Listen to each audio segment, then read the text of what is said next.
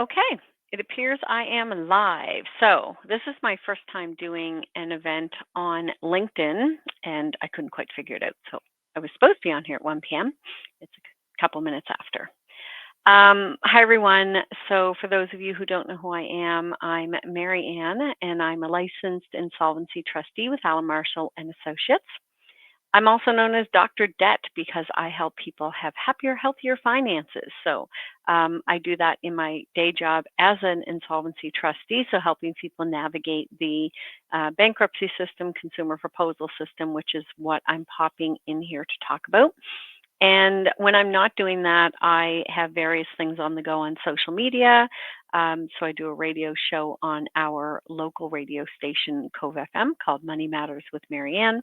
And I do a little clip with a mortgage broker associate of mine on QCCR FM radio station in Liverpool. And then I'm constantly posting things on Facebook and various places. So the reason I'm here is I get questions all the time, and I've seen a lot of posts on social media. So I'm in a group, Ask Nova Scotia, in Facebook, and people will often post, I need to talk to someone about bankruptcy or about a proposal, and they ask all kinds of questions like, well, I've got them right here. So here's three I get all the time. So what is the difference between bankruptcy and consumer proposal? Which option is better for me? And is a consumer proposal better on my credit rating?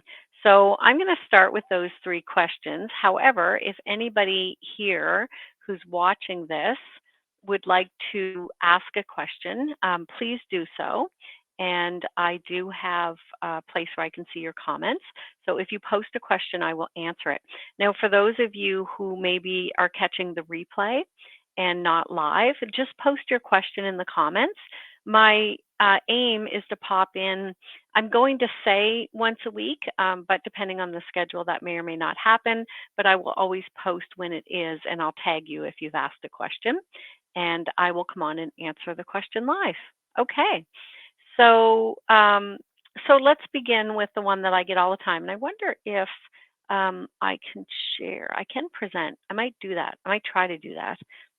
This is all very new to me on this platform. So, all right, what is the difference between bankruptcy and consumer proposal? Let's tackle that question first. So, there's a few ways that I explain this, but basically, I'm going to see if I can do this, if I can present to you while I'm doing it. Let me see. No, there isn't a whiteboard. I'm such a writing person, so I thought as I talked, I could kind of draw it out for you so you could see it as well. But I don't see a whiteboard here, so I might have to research that. Okay, so I'll just explain a few ways that I talk about this. So a consumer proposal, I'm starting at the end. So a consumer proposal is where you make an offer to your creditors to pay back some percent of what you owe them over a maximum 5-year time frame. Or you can do a lump sum, but most people will do it over a 5-year time frame. So it's basically an agreement between you and your creditors to pay back some percent of what you owe them. And the key to a proposal is your creditors get to vote. They get 1 vote per dollar owed, and you need the majority of creditors to agree in dollar value. So for example, if you owe $50,000 to creditors, we need $25,001 to say yes in order for the offer to be accepted. And if they say yes, the other creditors have to accept. So that's how I would explain a proposal. Bankruptcy, on the other side, is a forced debt settlement. The creditors don't get to vote. It's a very systematic process. One of the biggest misconceptions with bankruptcy is your creditors don't get anything, which isn't necessarily true. If you don't have anything, they don't get anything. But if you have something that they have some entitlement to through normal legal process, they're going to get that. Now, that doesn't mean you lose the asset. I'll talk about this in a second. But it means that whatever the value of the thing is that they have some legal right to, has to go to them, which typically means you either surrender the thing, or if you're going to keep it, you pay the value to keep it. So there's 2 places where this comes up, and they are what you own or your assets. So I'm just typing as I'm doing this because I don't know, I like words.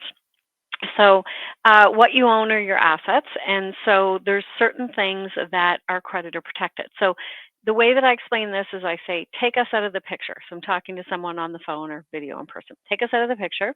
You owe money. You don't pay. What are the creditors going to do? Well, they're going to either put the account in collections and forget about it, at which point you're dealing with the collection company, or they are going to go to court and they're going to get a judgment, which is a legal document that says you owe them the money. And with this judgment, they can do one of three things. They can garnish your wages, they can seize your assets, and or they can freeze a bank account. So there's a few things that they can do within there. So basically, go after your assets, go after your income. And so so when you file for bankruptcy, whatever your creditors are entitled to through normal legal process, they're still entitled to in a bankruptcy. So I'm going to make this make sense. So if you have a home and there's equity in it, your creditors, so again, takes out of the picture, they can get a judgment, they can register a lien on your property. So they sit there and they have access to your equity at such future time when you sell or refinance. You have to pay them out. So in a bankruptcy, it's the same thing. You have a house with equity, they're entitled to the equity. So you can keep the house, but you have to pay the equity into the bankruptcy to go to your creditors. So hopefully that made sense. And there's certain assets they can't touch. They're called exempt. It just means they're exempt from seizure. Every province has laws that dictates what's exempt and what's not. In Nova Scotia, it's called the Judicature Act. And there's certain things they can't touch. So they can't take your personal belongings, your essentials. You have to be left with your basic personal belongings. You have to be left with the vehicle up to a certain value, depending on circumstances. And I mean, the law is very antiquated. So I think, last time I looked at it, you could have a horse and a cow and a plate and a fork and a spoon. I think it goes back to like the 1950s or something. But basically, from our perspective, when we look at your assets, we look at what is exempt, meaning your creditors can't protect it. Okay, that's fine. We don't have to do anything with that stuff. What's not exempt, does it have value? If it does, what's the value? And this becomes the cost of your bankruptcy. Okay, so I'm going to backtrack for a second. So I said the biggest misconception is when you declare bankruptcy, your creditors don't get anything, which isn't necessarily true. It depends what you have, and it depends on the second piece, which is your income. So your payments in bankruptcy are based on your income. And every year the government puts a guideline out based on the number of people in the household, which I don't have in front of me, or I'd show you it. And basically, if you make more than that, you pay a certain percentage of what you make above that. And if you make less than that, then you pay a basic fee. So going back again, if bankruptcy is a forced debt settlement and creditors only get what they're entitled to, and what they're entitled to is based on what you own and certain parameters around that, and based on your income, then whatever that is determined to be is going to be the cost of bankruptcy for you and is going to be the forced settlement that your creditors have to accept. Okay, so hopefully that made sense. If it didn't, just ask me a question. I'll answer it in the next one. And so essentially that's the difference. I'm not getting into really the schematics of both of them at the moment, but basically the question I'm answering is what is the difference between bankruptcy and consumer proposal? In one, you make an offer to your creditors, they get to participate and vote, and you need the majority to say yes in order for it to go through. In the other one, you force them to take an offer based on your circumstances, what you have or you don't have, and the trustee that you talk to will explain that, and you would know what that would be before you would go into the process. Now, one thing I should have is a ticker running across the bottom of this, and